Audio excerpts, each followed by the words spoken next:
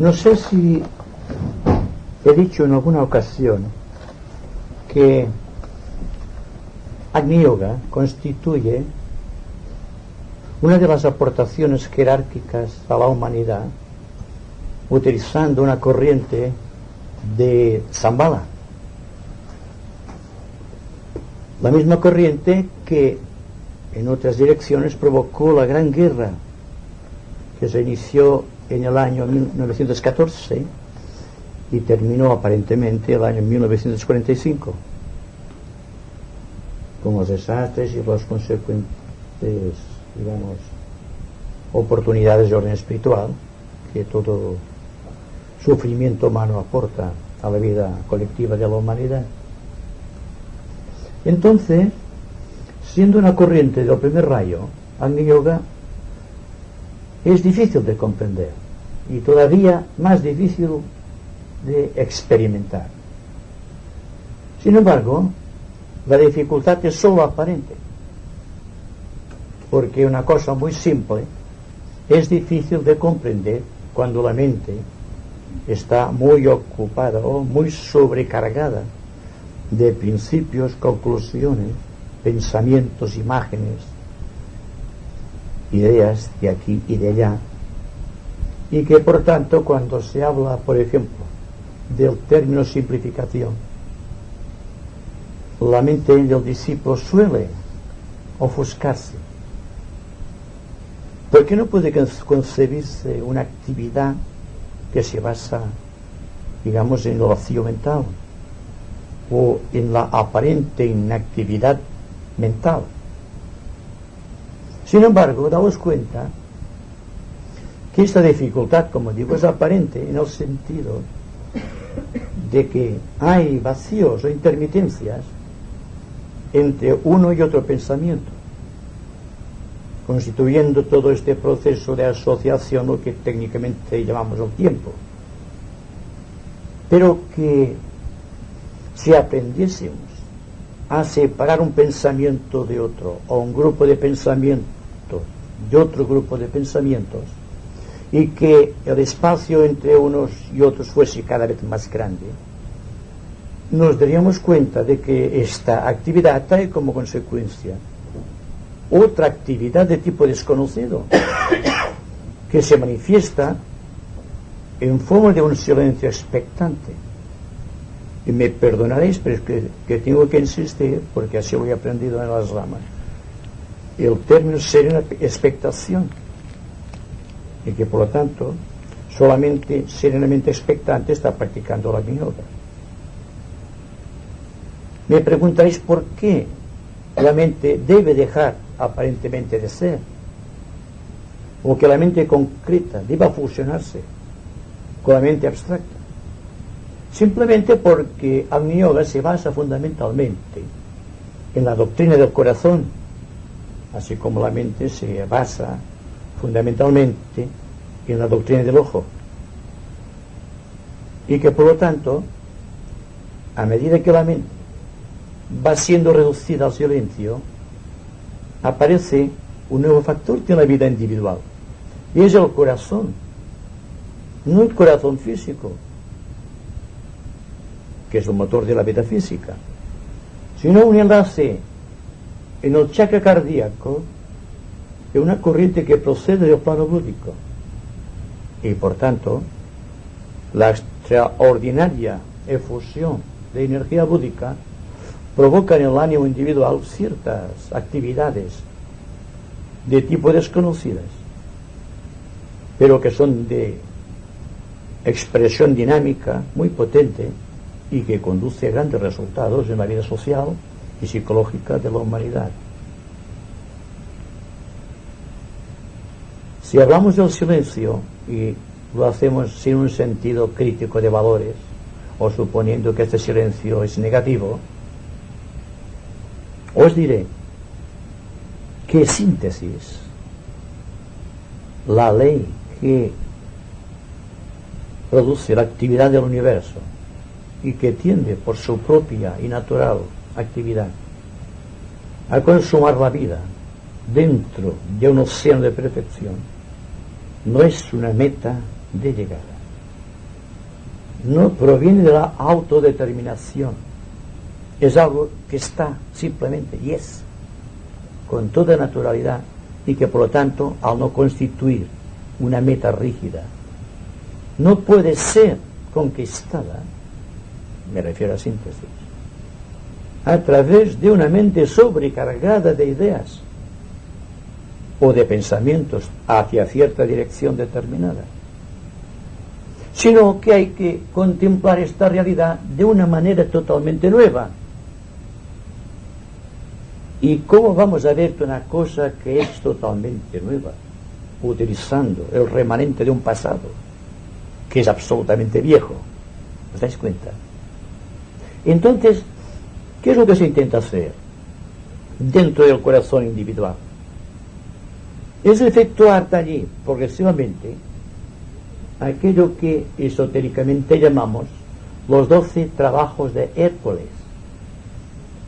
Como sabéis, el corazón es el asiento de la vida, no solamente la vida física, sino la vida espiritual trascendente. La vida cuenta que el Señor del universo está manifestándose psicológicamente a través del rayo del amor. El rayo del amor no converge sobre la mente, que es el rayo de la inteligencia, sino sobre el corazón, que es el chakra destinado a provocar una ola de sentimiento dentro del individuo, a fin de que estas ondas concéntricas que arrancan del corazón lleguen al centro Sahasrara y asimismo al centro Muladhara, provocando lo que se llama la reunión de los opuestos, o dicho de otra manera, la armonización de todo el proceso dual de la existencia, cuyas consecuencias son síntesis. Entonces, síntesis no solo no es una meta, sino que es una emanación directa del cuarto rayo, no el rayo tal como se manifiesta en el centro de la humanidad y que llamamos el rayo de la armonía a través del conflicto, sino el rayo puro sin contaminación, el rayo de la armonía. Síntesis equilibra el aspecto superior espiritual y el aspecto inferior material. Entonces, síntesis y equilibrio son la misma cosa. Más todavía, la constelación de nuestro sistema sideral que provoca este equilibrio es Libra, el cual, como sabéis, está representado por la balanza de la ley, la que, según decían los antiguos egipcios, era donde se pesaba el corazón de Osiris, el gran señor. Y como decía Juan Martí ayer, precisamente sobre esta cuestión, donde se pesaban los actos materiales y los actos espirituales. Y cuando había una mayor profusión de actos espirituales, se producía aquello que técnicamente llamamos el discipulado. Y así continúa actuando a través del tiempo el cuarto rayo sobre la humanidad, que es el cuarto reino, provocando una nivelación completa de todo cuanto dentro del ser humano está tratando de expresarse plenamente. El corazón, centro del amor y centro de la vida, está matizando la mente de una cualidad específica que ya no es el simple discernimiento, porque el discernimiento está operando aún dentro de los opuestos. No se puede saber el valor de una cosa sin pasar por el discernimiento. Pero cuando se trasciende el discernimiento y se penetra en algún estadio búdico, el fenómeno que se produce es la serena expectación. La mente ya no reacciona al pensamiento ordinario, y sí al pensamiento abstracto y a las ideas arquetípicas de la divinidad, utilizando únicamente la mente intelectual, la mente concreta, la mente comparativa, la mente discernitiva, con todo su complejo de memorias, como un simple instrumento de manifestación. Me preguntáis también si es útil practicar el Agni Yoga en la vida social. Una vida social que nos exige tantos esfuerzos y tantos sacrificios. El trabajo de adaptación, el trabajo propio, el que corresponde a la profesión, a la actividad dentro de la familia, dentro del orden social. Pero os preguntaría también a vosotros, ¿qué es lo que hace nuestra mente cuando está dentro de este complejo de actividades diversas psicológicas?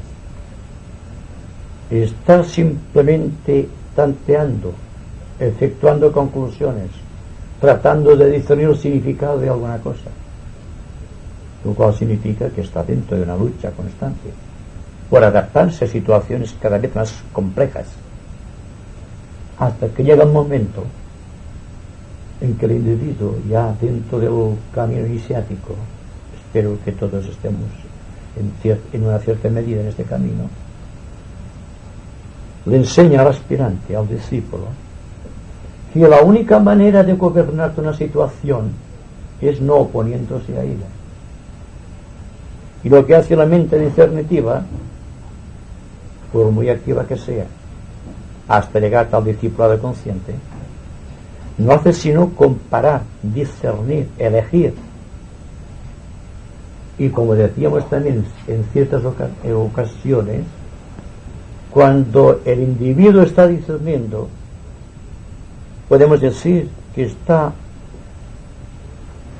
actuando en un medio dentro del cual se puede muy fácilmente equivocar.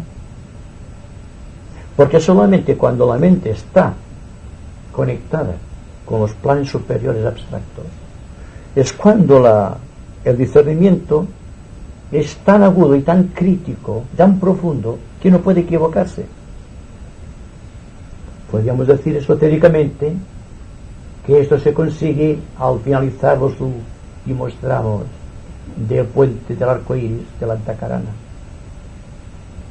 y que a partir de ahí hay un inmenso vacío que provoca el miedo, a veces el horror de los aspirantes, porque ¿quién es capaz de quedarse a solas consigo mismo? Cuando una persona se halla a solas consigo mismo, tiene miedo y automáticamente acude al recurso del pensamiento, para divertirse con el pensamiento, no para crecer espiritualmente con el pensamiento.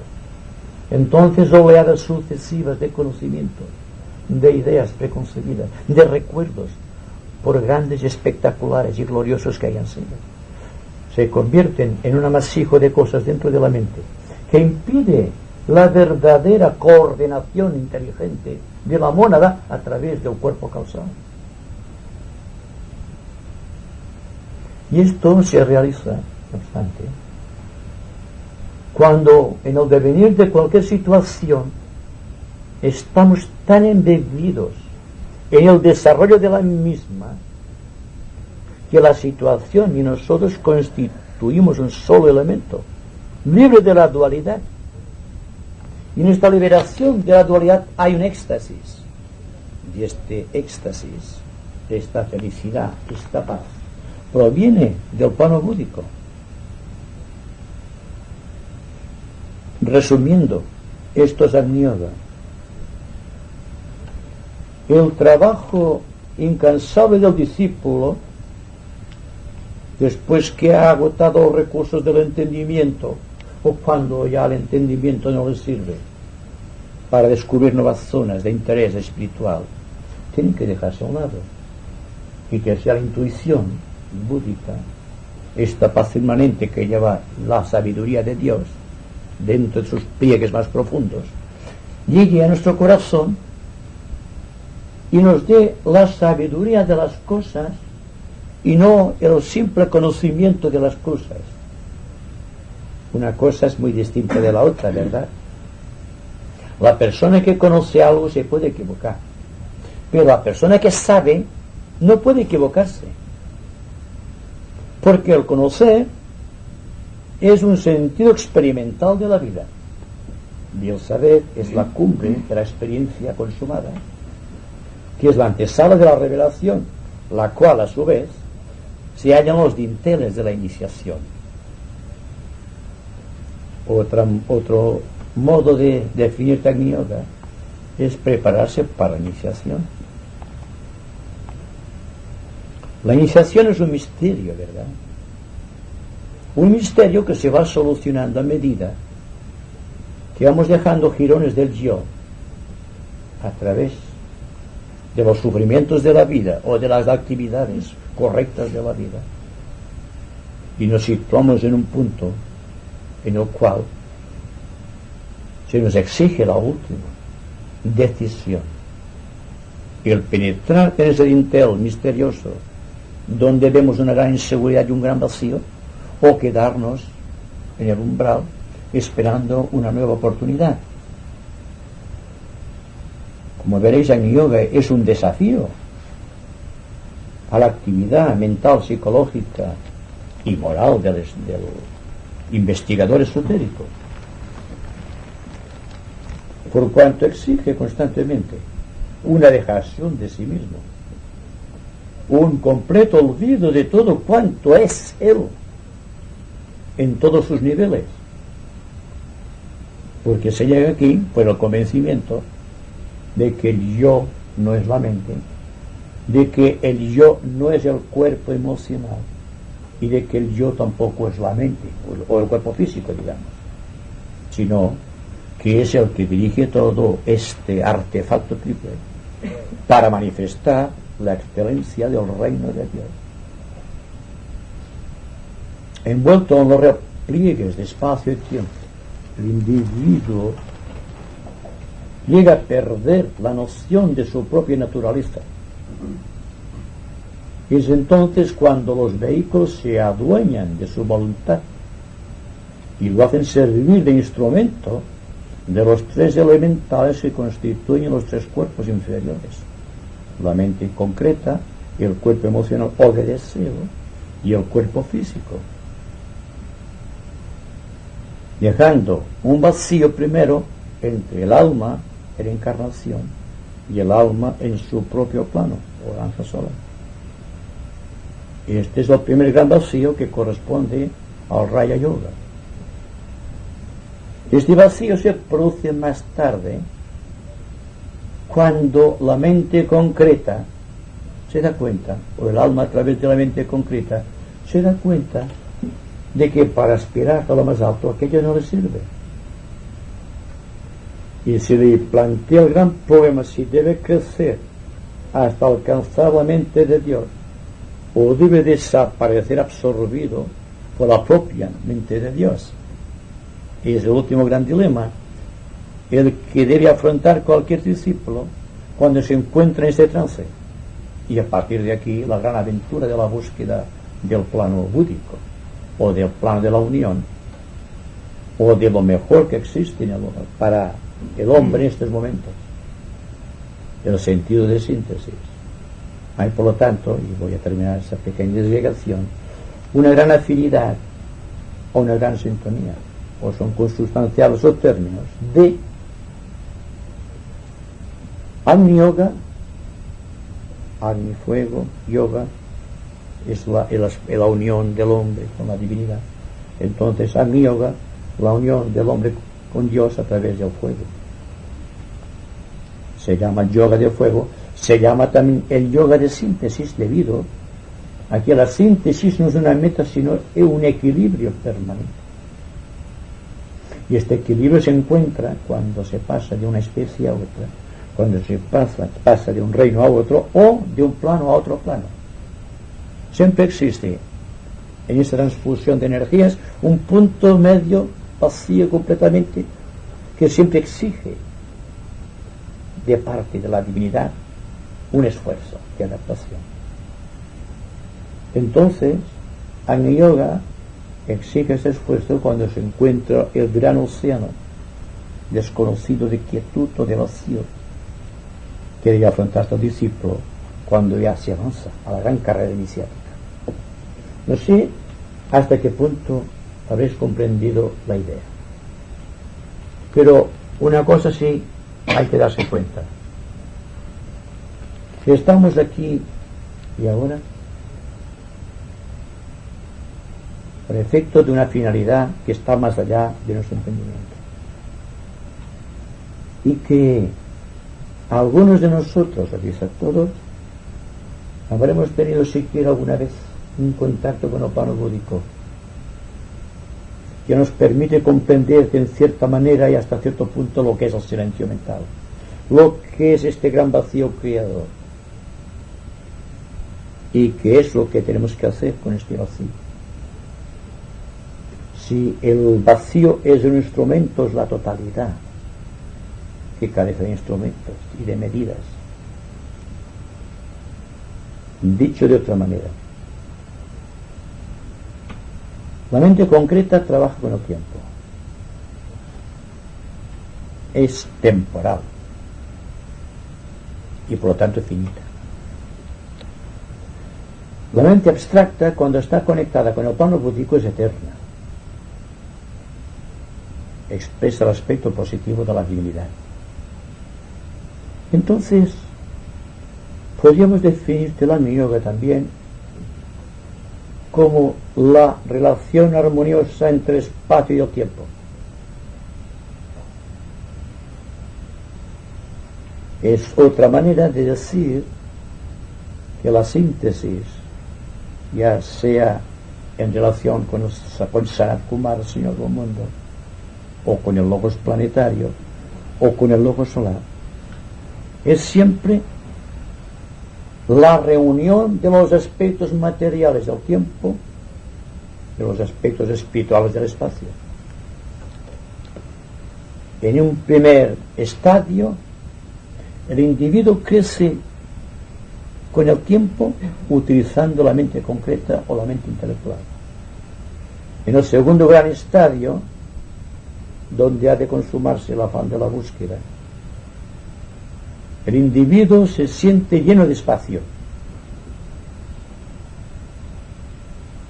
y en cierta manera tiende a desasociarse del tiempo, pero en ciertas etapas dentro de este proceso se da cuenta que el tiempo y el espacio siempre van juntos, al menos en tanto estemos dentro de un Manvantara. Y cuando se ha logrado la fusión, cuando se ha logrado el equilibrio, cuando se ha llegado a esta síntesis, existe la iniciación, ya sea para un hombre como para un dios. De hecho, los logos planetarios o los hombres celestiales están utilizando espacio y tiempo para manifestarse. Cuando existe el espacio y tiempo combinados, aparece un universo.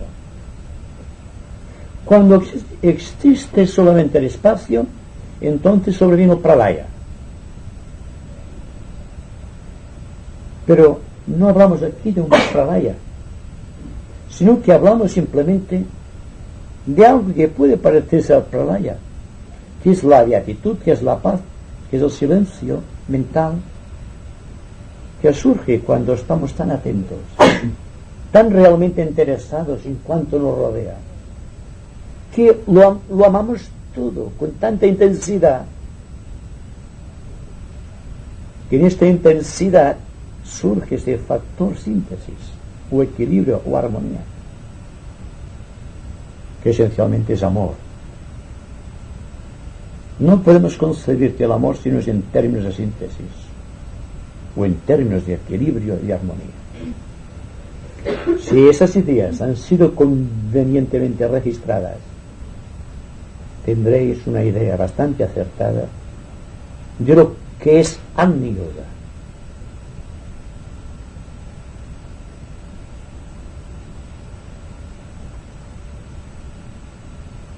El jueves pasado, Vicente, quedó pendiente el asunto de Alfonso.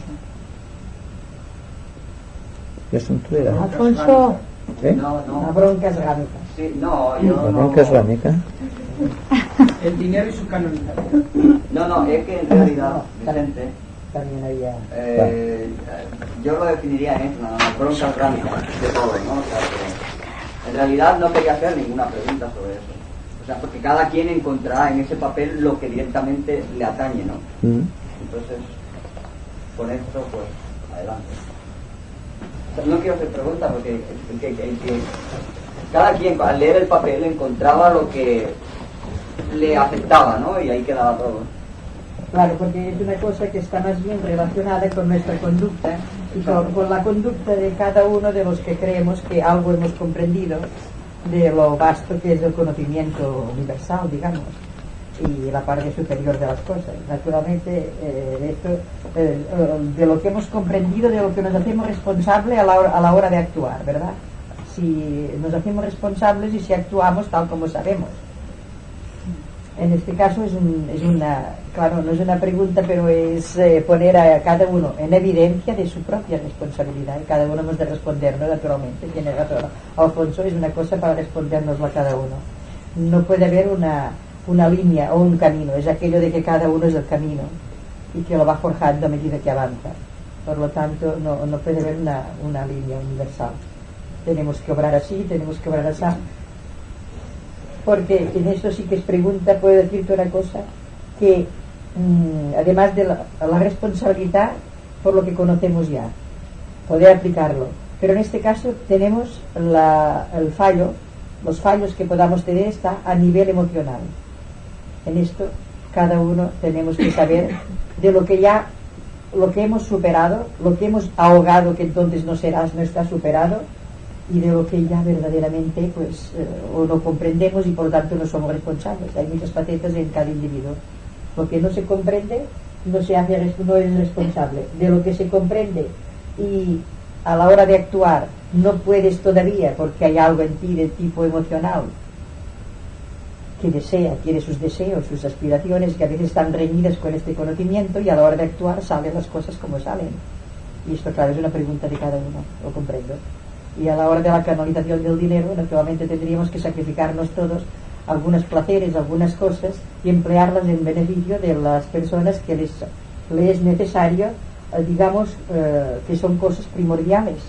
Pero en este caso es aquello que decíamos, tenemos que mirar lo que cada uno de nosotros podemos arreglar, y lo que trabajando las mentes, irradiando un espíritu de justicia y paz, podemos hacer que algún día en otros niveles más altos exista, ya te lo dije un día, en vez de la caridad, que exista la justicia. Porque si hubiera justicia en el mundo, en el planeta Tierra, hay bastante, digamos, material para que nada falte a nadie.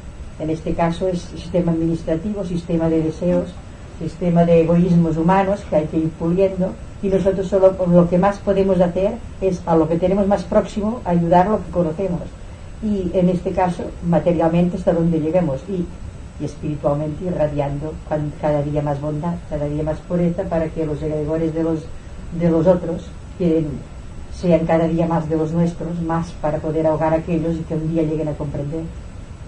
Al menos yo no lo he entendido solamente así, Alfonso. ¿Qué te parece a ti? Pero el problema, el tema de los egregores es muy sugestivo,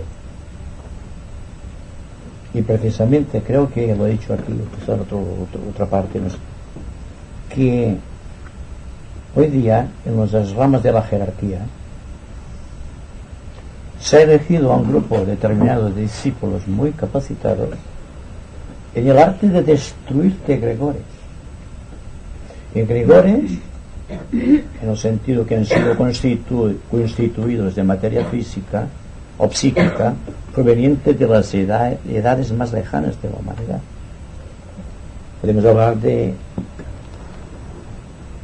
formas mentales o egregores que vienen del aspecto atlante o la era atlante, pero que pues anteriormente había otros, y todavía existen algunas formas negativas que proceden de la época de Moore, hace millones y millones de años, y que tienen un poder cohesivo y una consistencia tan grande que afectan poderosamente los cuerpos físicos y etéricos, naturalmente, y los cuerpos emocionales de los seres humanos, los discípulos incluidos.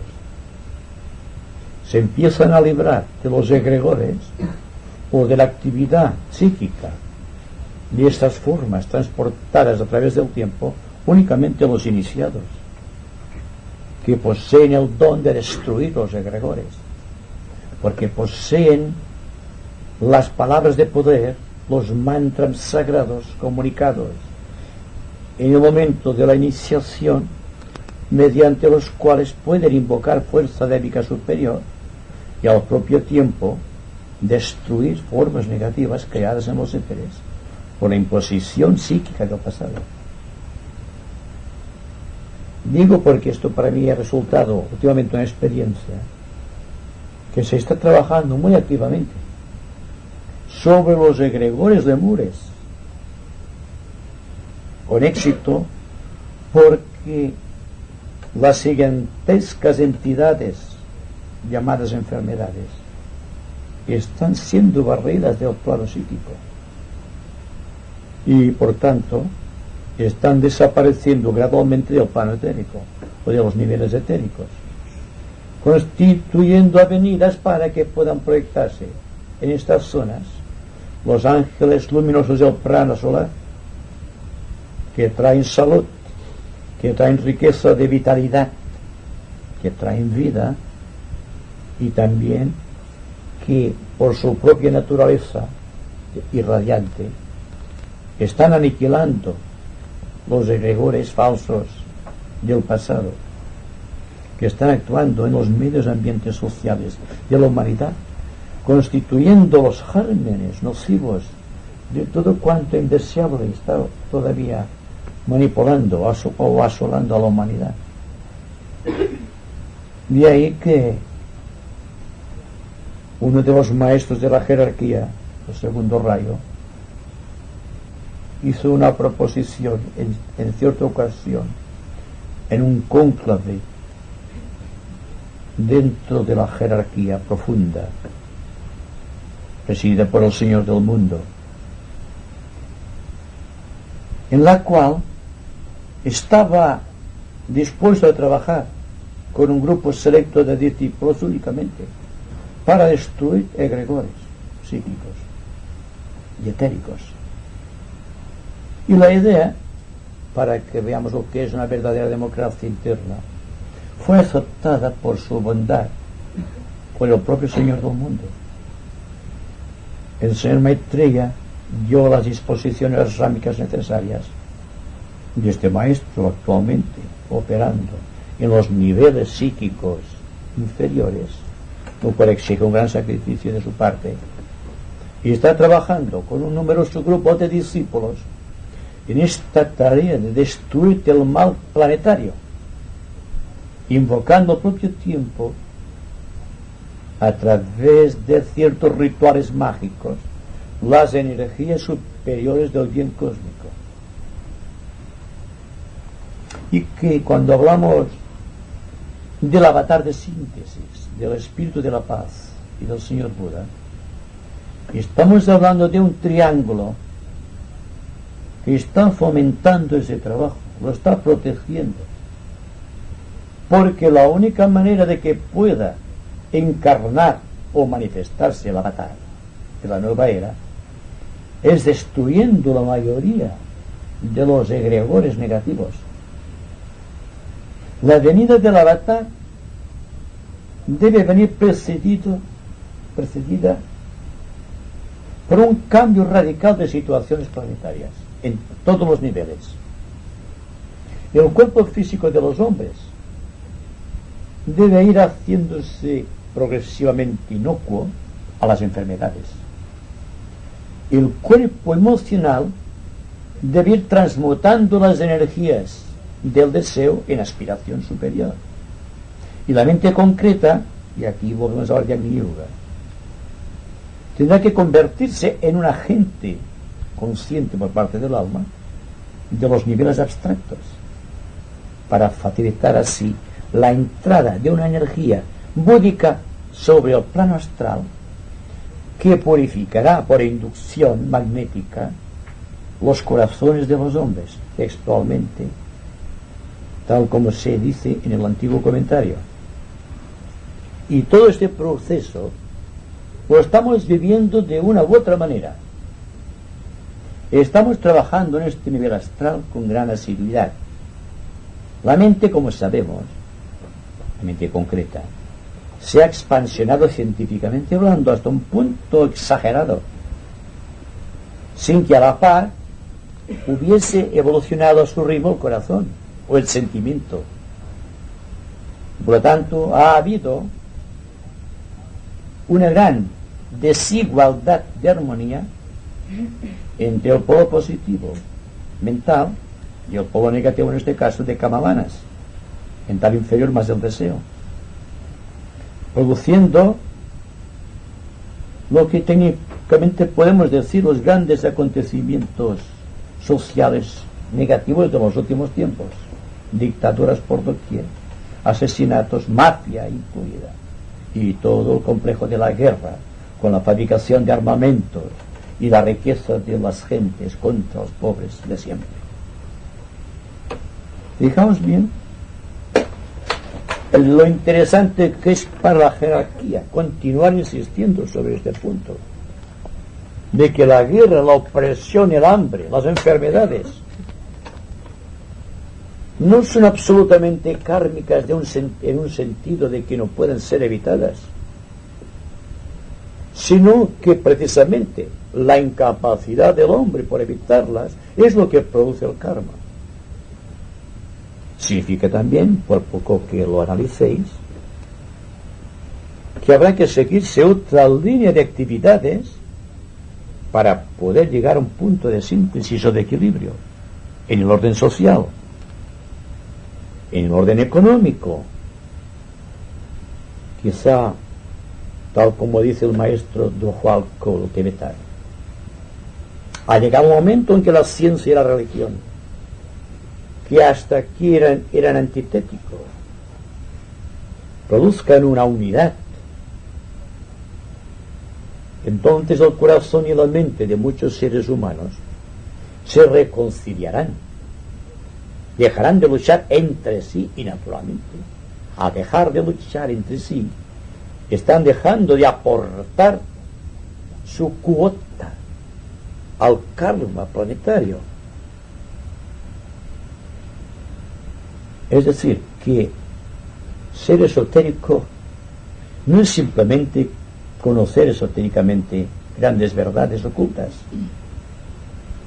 sino es la capacidad de ver claramente una situación dada en el mundo social que nos rodea. Si nos damos cuenta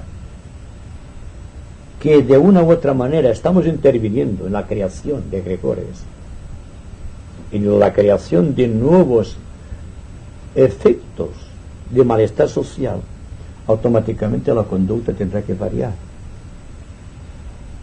Y ello, ¿por qué se insiste tanto cuando el discípulo penetra en las ramas? De que deje de hablar, que deje de discurrir, que deje prácticamente de discernir y esté solamente atento a la cuestión, sin querer variarla, sin querer solucionarla, sino observarla simplemente, porque es tan sencillo que fácilmente la mente cae a la conclusión, en el razonamiento o en la conclusión. Y esto que aparentemente sería una sorpresa muy desagradable para los practicantes del Bhakti Yoga, por ejemplo, o del Hatha Yoga, y para muchos que están practicando Raya Yoga, no sé hasta qué punto podrían llegar a comprender la situación real del discípulo en la nueva era, cuando todo está prácticamente cambiando, y sin embargo no hace como hace la serpiente, que cíclicamente está cambiando la piel, y otros animales realizan el mismo proceso. Nosotros queremos ver las cosas nuevas enfundados en la cubierta de lo viejo. Ahí, en este punto, reside toda la expresión del Agni Yoga. Daos cuenta de que no es una disciplina, sino que es un acto constante de conciencia, que una vez iniciada o iniciado, y ya no puede jamás dejar de ser o dejar de actuar. Así que si habéis comprendido la idea de Agni Yoga, no os falta nada más. Solamente vivir serenamente, adaptados como el agua a cualquier situación nueva. O sea que tenemos que, en los primeros escalones de la escala de Jacob, tenemos que discernir continuamente, pero cuando se llega arriba ya no hay necesidad de discernir. Exacto. Porque la cosa viene directa. Exacto. Pero hay que pasar por lo que se pasa. Yo estoy consciente que estoy hablando a un grupo de discípulos. Y aparentemente diréis, yo discípulo de qué, cómo y cuándo. Yo digo que todo mundo es discípulo de algún grado. Tal como dice el maestro tibetano, el propio Cristo es discípulo de una entidad superior. Y afinando o profundizando más en la idea, el logos planetario siempre es un discípulo del logos solar. Y este también es un discípulo de un logos cósmico.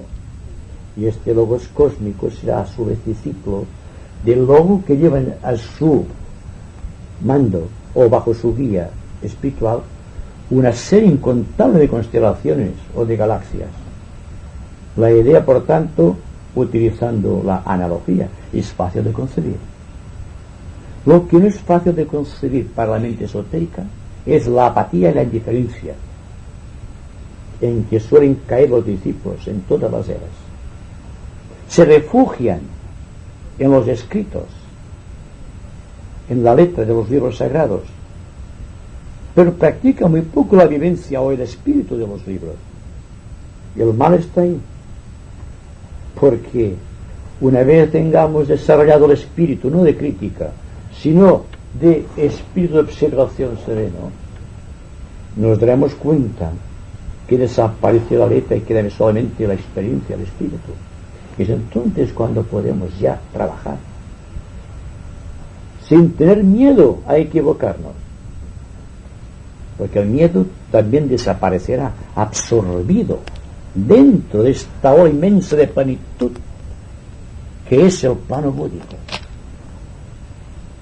No os creáis insuficientes, sed valientes sobre este punto, no caigáis en la indiferencia.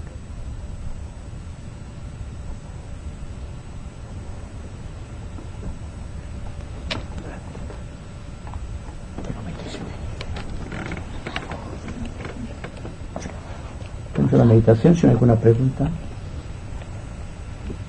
O sea, quizás bajar de tono, pero el maestro tibetano viene a decir esto un poco que acabas de decir, ¿no? Que el esoterista considera los términos de la vida material, quizás lo dijo como consecuencia entonces del desencadenamiento de la guerra, dijo que el esoterista había fracasado precisamente porque consideraba los términos de materialismo, maldad, etcétera, como aparte del vivir esotérico, ¿no? Entonces, claro, bajo este prisma no bajo, ¿no? Aquí en tu libro también de Introducción al Agni Yoga vienes a decir: no en vano estamos inmersos en el devenir de una época y una raza profundamente marcadas por el quinto rayo.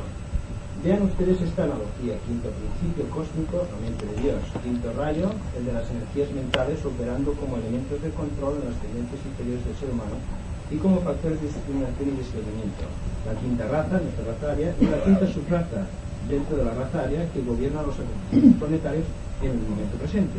Mayor coincidencia de hechos es casi imposible hallarlos juntos en el devenir de la época determinada.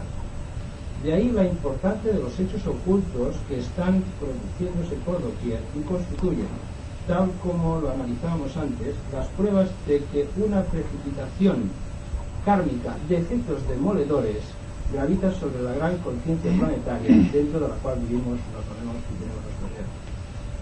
Antes has hablado también de que para la venida del avatar se necesita un cambio radical en las condiciones de la raza, por decirlo así. ¿Puedes sintetizar ambas cosas en una explicación? Bueno, aquí hablo del quinto rayo y no lo he mencionado porque el quinto rayo siempre está operando sobre la mente concreta, la vitaliza la mente concreta. Pero en el libro estoy hablando de un acontecimiento planetario. No me refiero a un grupo de discípulos como me estoy refiriendo en estos momentos, porque cada uno de nosotros pertenece a algún rayo definido, y a través de este rayo tendremos que consumar nuestra mente dentro del complejo abstracto para penetrar definitivamente en el plano lúdico a través de las iniciaciones pertinentes. Nos enseñó a ennoblecerte el deseo, y que la era de Piscis, donde el sexto rayo fue imperante, nos legó grandes cosas, entre ellas el mensaje de Cristo, un mensaje de sentimiento, de amor, de reverencia a la divinidad. En tanto que el quinto rayo, que operará fundamentalmente en la era presente, es de activar o desarrollar el intelecto de los seres humanos, de controlar las tendencias emocionales, de disasociar calma de manas el deseo de la mente y de provocar en el individuo esta etapa crítica de discernimiento, que es la puerta que conduce precisamente al mundo abstracto. El quinto rayo, operando a través de la mente, crea la antacarana de unión entre la mente concreta y la mente abstracta, o si lo preferís, entre el alma en encarnación o yo inferior y el alma en su propio plano o yo superior o ángel solar, que está regida en su totalidad por el tercer rayo, pero que, constituyendo grupos egoicos, podemos decir que en el plano causal o en el plano mental abstracto hay grupos o familias de egos de los distintos rayos, y que hay ángeles solares de todos los rayos constituyendo grupos egoicos, y que nosotros constituimos parte de un grupo egoico del segundo rayo, y por esto estamos aquí y ahora, y estamos avanzando como grupo, tratando de actualizar las energías de la personalidad a un punto en que por un proceso místico de transmutación todo contenido de los cuerpos elementales se convierta en el oro, en la limpieza pura del yo superior, lo que técnicamente llamamos la redención de la substancia, o la redención de la materia, o la redención de los elementales, para llegar finalmente a lo que decíamos anteriormente, a un punto crítico de valores, al portal, al umbral de la gran puerta iniciática, donde deberemos dejar a un lado todo cuanto ya no nos sirve. Y la mente concreta es una cosa que hasta aquí ha servido, pero que para ascender ya no sirve, queda allí varada, esperando el regreso del hijo pródigo, portando la luz abstracta que ha podido captar. La luz o la idea que al llegar a este punto donde la mente concreta está aguardando, se convierte en la serie de pensamientos a través de los cuales aquella revelación se puede manifestar intelectualmente para ayuda y discernimiento de los seres humanos. Pero repito, he dejado el quinto rayo para acogerme mejor al cuarto rayo de armonía sin conflicto, operando sobre el corazón, Y al operar sobre el corazón, purificando la naturaleza del rayo de nuestra vida, pues el rayo es realmente el gran constructor de la antakarana que debe conectarnos con lo superior de nuestra vida. Y cada cual sea su rayo, si es inspirado por el segundo rayo a través del corazón, va a tener un proceso más profundo y más dinámico dentro de su propio rayo. Y naturalmente, como almas, no como especies, como almas, estamos trabajando en este sentido. De ahí todo el proceso, no de las palabras que estamos diciendo aquí, sino del proceso subjetivo que se realiza más allá de nosotros mismos, más allá de nuestra voluntad y libre albedrío. De aquello que sin darnos cuenta estamos realizando nuestra vida kármica. Porque algo de estas energías con las cuales nos conectamos del grupo egoico están penetrando a través del mental abstracto dentro de la mente concreta. Y como hay un rayo constante producido por el impacto del Agni Yoga sobre todo el mundo, en este momento en que se produce este hecho milagroso del contacto abstracto con el concreto, se produce una fusión de energía dentro del corazón. De ahí, sin darnos cuenta, porque no hay esfuerzo, estamos verificando algún trabajo definido del Hércules individual. Os dejo con el Hércules, que somos todos nosotros, para continuar, si queréis, la próxima semana sobre Hércules. Muy interesante, porque es la analogía de la vida del discípulo, que ha llegado, en cierta manera, a darse cuenta de su situación psicológica y espiritual frente a su propio creador, el espíritu planetario que llamamos hombre celestial. Y ahora vamos a